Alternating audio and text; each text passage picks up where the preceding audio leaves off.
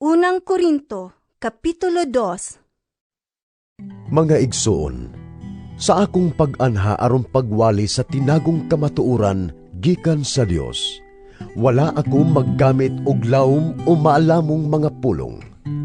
Nakahukom ako nga kalimtan ang tanang butang gawas kang Hesukristo ug ang iyang kamatayon sa krus. Busa sa pag-anha ko kaninyo, huyang ako ug nagkurog sa kahadlok. Ang akong pagpanudlo ug pagwali dili pinaagi sa madanihong mga pulong sa tawhanong kaalam, kundili pinaagi sa pagpasundayag sa gahom sa Espiritu sa Dios, aron ang inyong pagtuo dili magagad diha sa kaalam sa tao, kundili sa gahom sa Dios. Apan alang ni adtong mga hamtong na sa ilang kinabuhing espirituhanon, nagisgot akog kaalam. Hinuon dili kini ang kaalam nga iya ni ining kalibutana, o sa mga nagmando ni ining kalibutana nga mga lumalabay lamang. Ang kaalam nga akong gitudlo mao ang tinagong kaalam sa Dios nga iyang gililong sa tao, apan gipili niya alang sa atong himaya.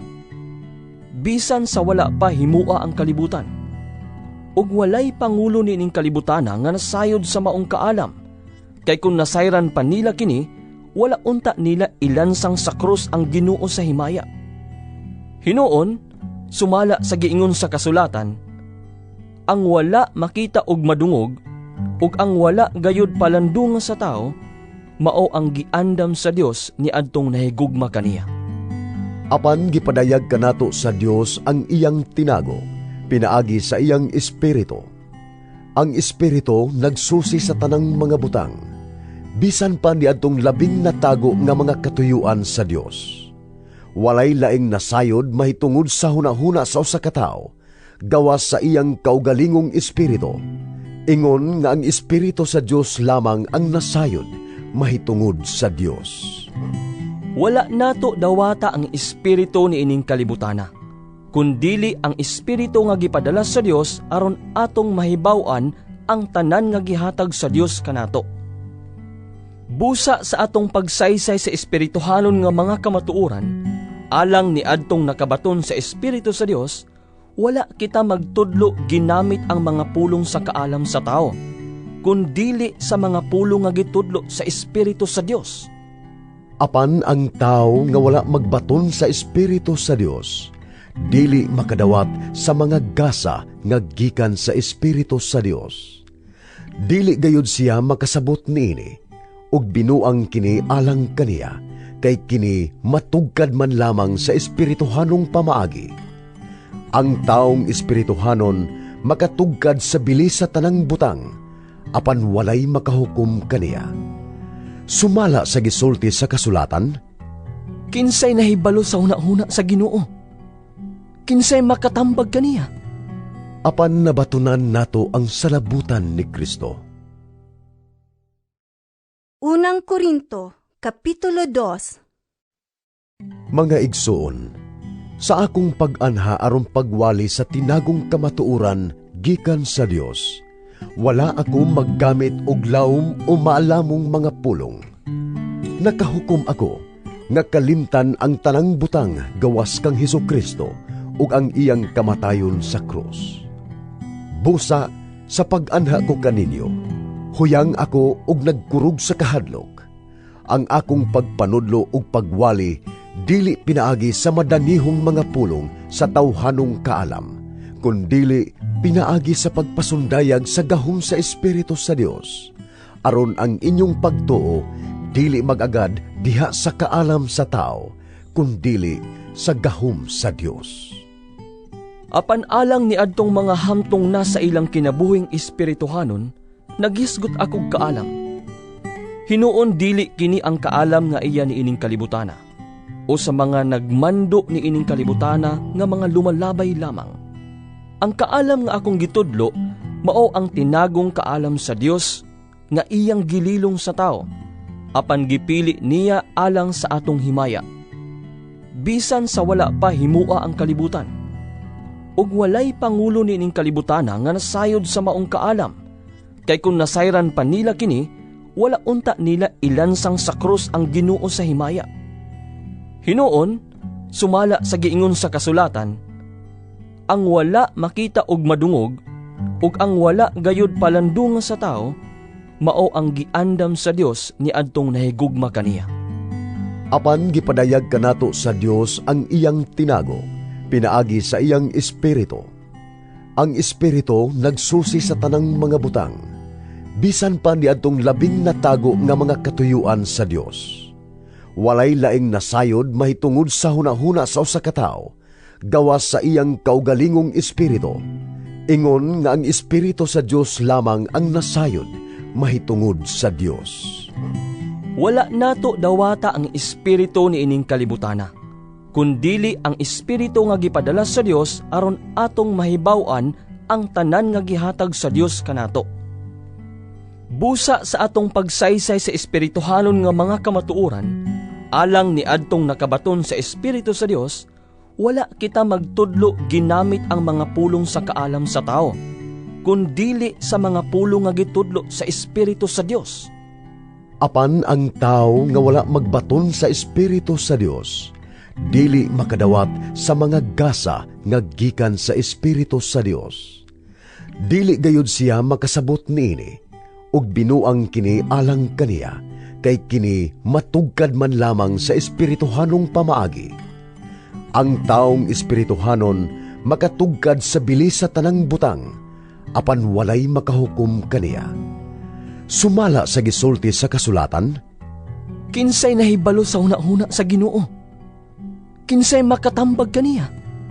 Apan nabatunan nato ang salabutan ni Kristo.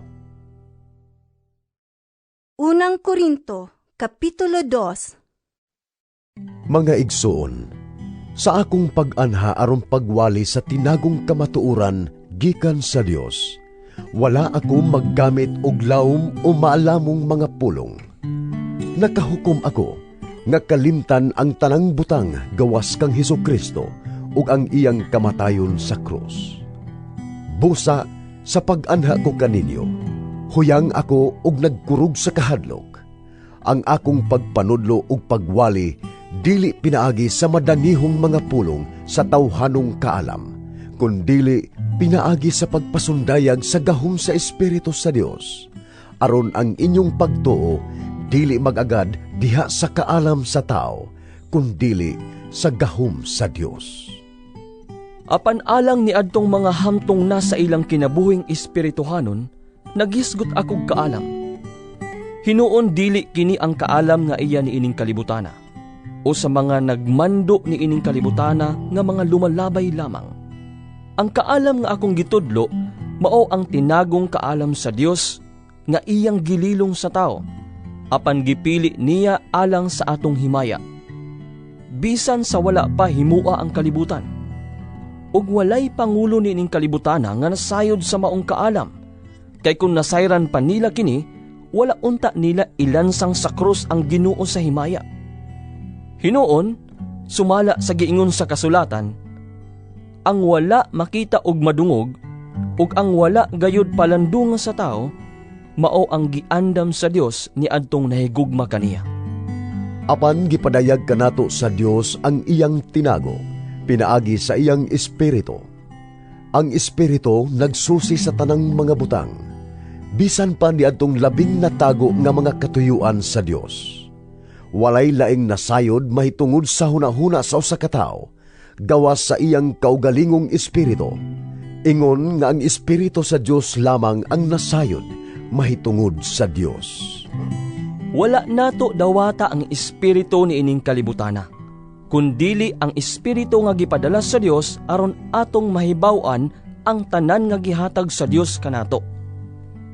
Busa sa atong pagsaysay sa espirituhanon nga mga kamatuoran, alang ni adtong nakabaton sa espiritu sa Dios, wala kita magtudlo ginamit ang mga pulong sa kaalam sa tao, kundili sa mga pulong nga gitudlo sa espiritu sa Dios.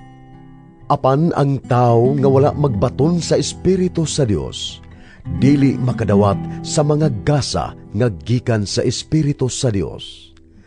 Dili gayud siya makasabot niini, ug binuang kini alang kaniya, kay kini matugkad man lamang sa espirituhanong pamaagi. Ang taong espirituhanon makatugkad sa bilis sa tanang butang, apan walay makahukom kaniya. Sumala sa gisulti sa kasulatan, Kinsay nahibalo sa huna-huna sa Ginoo? Kinsay makatambag kaniya? apan nabatunan nato ang salabutan ni Kristo. Unang Korinto, Kapitulo 2. Mga igsoon, sa akong pag-anha aron pagwali sa tinagong kamatuuran gikan sa Dios, wala ako maggamit og lawom o maalamong mga pulong. Nakahukom ako nga kalimtan ang tanang butang gawas kang Hesukristo ug ang iyang kamatayon sa krus. Busa sa pag-anha ko kaninyo, huyang ako og nagkurog sa kahadlok. Ang akong pagpanudlo ug pagwali dili pinaagi sa madanihong mga pulong sa tawhanong kaalam, kundili pinaagi sa pagpasundayag sa gahom sa Espiritu sa Dios, aron ang inyong pagtuo dili magagad diha sa kaalam sa tao, kundili sa gahom sa Dios. Apan alang ni adtong mga hamtong na sa ilang kinabuhing espirituhanon, nagisgot akog kaalam. Hinuon dili kini ang kaalam nga iya ni ining kalibutana, o sa mga nagmando ni ining kalibutana nga mga lumalabay lamang. Ang kaalam nga akong gitudlo, mao ang tinagong kaalam sa Dios nga iyang gililong sa tao, apan gipili niya alang sa atong himaya. Bisan sa wala pa himua ang kalibutan, ug walay pangulo ni ining kalibutana nga nasayod sa maong kaalam, kay kung nasayran pa nila kini, wala unta nila ilansang sa krus ang Ginoo sa himaya.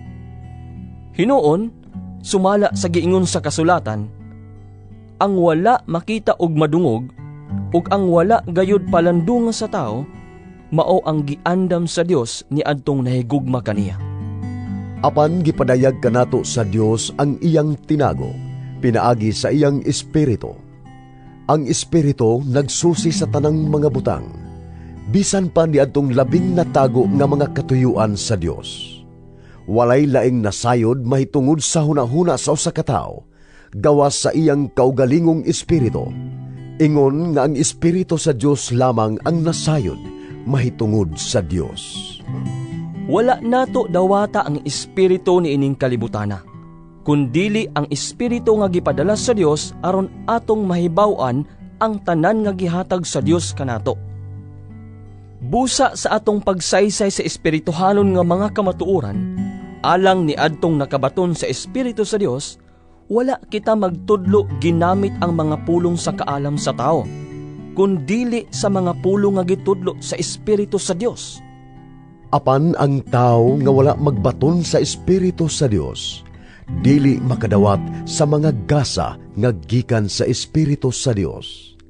Dili gayud siya makasabot niini, ug binuang kini alang kaniya, kay kini matugkad man lamang sa espirituhanong pamaagi. Ang taong espirituhanon makatugkad sa bilis sa tanang butang, apan walay makahukom kaniya. Sumala sa gisulti sa kasulatan, Kinsay nahibalo sa huna-huna sa Ginoo? Kinsay makatambag kaniya? apan nabatunan nato ang salabutan ni Kristo. Unang Korinto, Kapitulo 2. Mga igsoon, sa akong pag-anha aron pagwali sa tinagong kamatuuran gikan sa Dios, wala ako maggamit og lawom o maalamong mga pulong. Nakahukom ako nga kalimtan ang tanang butang gawas kang Hesukristo ug ang iyang kamatayon sa krus.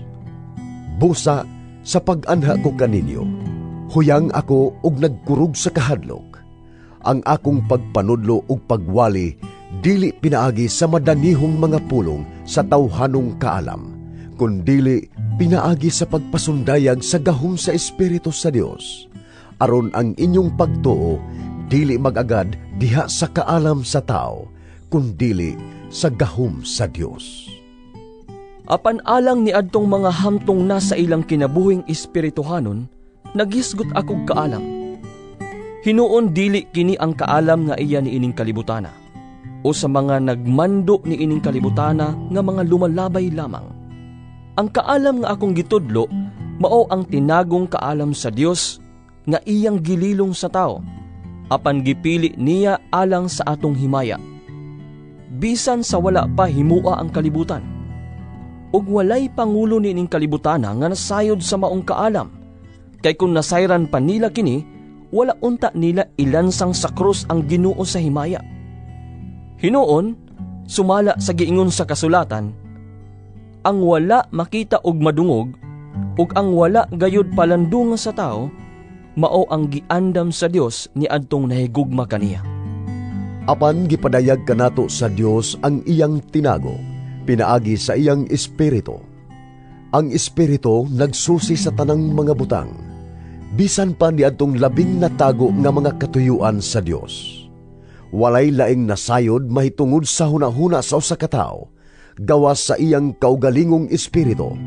Ingon nga ang espiritu sa Dios lamang ang nasayod mahitungod sa Dios.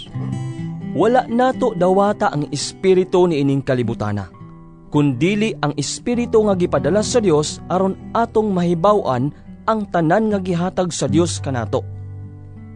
Busa sa atong pagsaysay sa espirituhanon nga mga kamatuoran, alang ni adtong nakabaton sa espiritu sa Dios, wala kita magtudlo ginamit ang mga pulong sa kaalam sa tao, kundili sa mga pulong nga gitudlo sa espiritu sa Dios.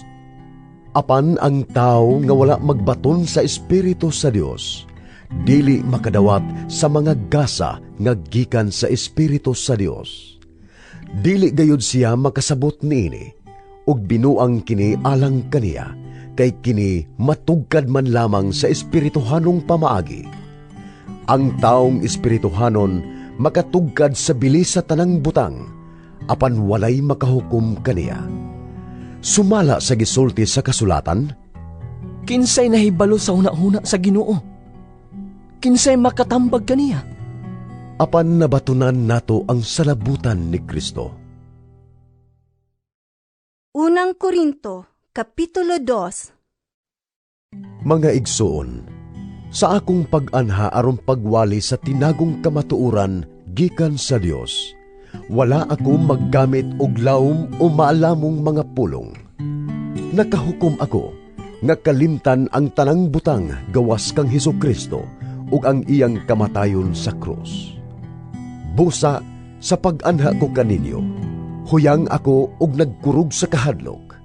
Ang akong pagpanudlo ug pagwali dili pinaagi sa madanihong mga pulong sa tawhanong kaalam, kundili pinaagi sa pagpasundayag sa gahom sa Espiritu sa Dios, aron ang inyong pagtuo dili mag-agad diha sa kaalam sa tao, kundili sa gahom sa Dios. Apan alang ni adtong mga hamtong nasa ilang kinabuhing espirituhanon, nagisgot akog kaalam. Hinuon dili kini ang kaalam nga iya ni ining kalibutana, o sa mga nagmando ni ining kalibutana nga mga lumalabay lamang. Ang kaalam nga akong gitudlo mao ang tinagong kaalam sa Dios nga iyang gililong sa tao, apan gipili niya alang sa atong himaya. Bisan sa wala pa himua ang kalibutan, ug walay pangulo ni ining kalibutana nga nasayod sa maong kaalam, kay kung nasayran pa nila kini, wala unta nila ilansang sa krus ang Ginoo sa himaya. Hinuon, sumala sa giingon sa kasulatan, ang wala makita og madungog, ug ang wala gayud palandungan sa tao, mao ang giandam sa Dios ni adtong nahigugma kaniya. Apan gipadayag kanato sa Dios ang iyang tinago, pinaagi sa iyang espiritu. Ang espiritu nagsusi sa tanang mga butang, bisan pa ni adtong labing natago nga mga katuyuan sa Dios.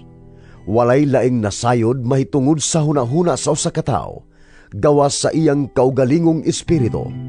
Ingon nga ang espiritu sa Dios lamang ang nasayod mahitungod sa Dios. Wala nato dawata ang espiritu ni ining kalibutana, kundili ang espiritu nga gipadala sa Dios aron atong mahibaw-an ang tanan nga gihatag sa Dios kanato. Busa sa atong pagsaysay sa espirituhanon nga mga kamatuoran, alang ni adtong nakabaton sa espiritu sa Dios, wala kita magtudlo ginamit ang mga pulong sa kaalam sa tao, kundili sa mga pulong nga gitudlo sa Espiritu sa Dios. Apan ang tao nga wala magbaton sa Espiritu sa Dios, dili makadawat sa mga gasa nga gikan sa Espiritu sa Dios. Dili gayud siya makasabot niini, ug binuang kini alang kaniya, kay kini matugkad man lamang sa espirituhanong pamaagi. Ang taong espirituhanon makatugkad sa bilis sa tanang butang, apan walay makahukom kaniya. Sumala sa gisulti sa kasulatan, Kinsay nahibalo sa huna-huna sa Ginoo? Kinsay makatambag kaniya? apan nabatunan nato ang salabutan ni Kristo.